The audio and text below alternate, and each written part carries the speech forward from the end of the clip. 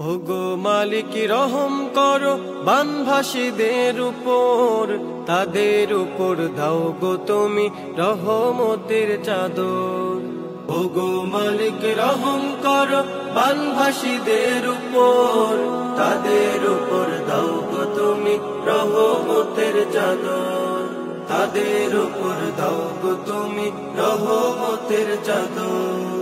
দিন কেটে যায় রাত কেটে যায় ঘুম নেই যে তাদের, খাওয়া দাওয়া স্নেহ মায়ার বড়ই অভাব তাদের।